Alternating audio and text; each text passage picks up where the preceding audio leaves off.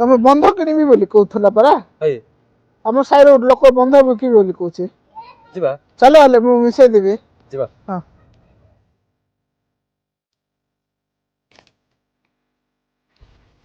ହେଇଠି ଭାଇନା ଠିଆ ହେଇଛନ୍ତି। ବନ୍ଧ ବିକିବି ବୋଲି କହୁଥିଲା ପରା। ଏଇଠି ଆଗେ କିଣିବେ। ତମେ କିଣିବ କି ବନ୍ଧ? ହେଇଠି ଦେଖ, ଏଇଟା ବଡ ବନ୍ଧ। ମୁଇଁ ନାଇକି ଆଇର ମାଛ ଚାଷ ବି କରୁଛି। କେତେରେ ବିକିବ? ଆହୁରି କିଏ ହେଇଥିଲେ 5 ଲକ୍ଷରେ ଦେଇଥାନ୍ତେ। ଆଉ ତ ତମେ ଗୋଟେ ଆମର ଲୋକକୁ ଧରିକି ଆସିଛ, ଆର ପାଇଁ ସ୍ପେଶାଲ ଡିସକାଉଣ୍ଟ ସାରରେ ଦେଇଦେବି। ବନ୍ଦ ଛାଡ଼ି ଆକା ଦେବି 4 ଲକ୍ଷ ମିଳିଲା। 4 ଲକ୍ଷରେ ଭଲ ଥିବ।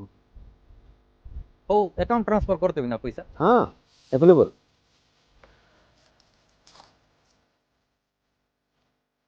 ଆଜିଠୁ ଏଇ ବନ୍ଧର ମାଲିକ ତମେ। ହଉ ଆସୁଛୁ ହେଲା ଆଜ୍ଞା।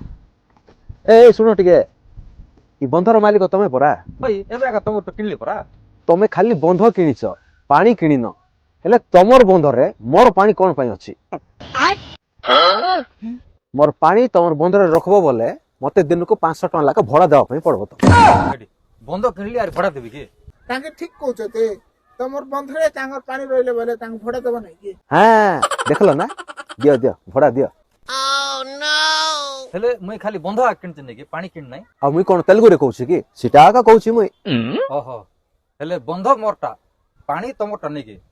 ହେଲେ ମୋର ବନ୍ଧରେ ତୋର ପାଣି କେସ୍ କରୁଛେ। ମୁଇଁ କାଲି ସକାଳ ଆଇଲା ବୋଲି ନାଇଁ କି ବନ୍ଧରୁ ତୋର ପାଣି ଯାକ ଖାଲି କରିଦେଇଥିବୁ। ନାଇଁ ବୋଲେ ଦିନକୁ 1000 ଟଙ୍କା ଲେଖା ଭଡ଼ା ନେବି ତୋରଠୁ। ତାଙ୍କେ ଠିକ କହୁଛନ୍ତି।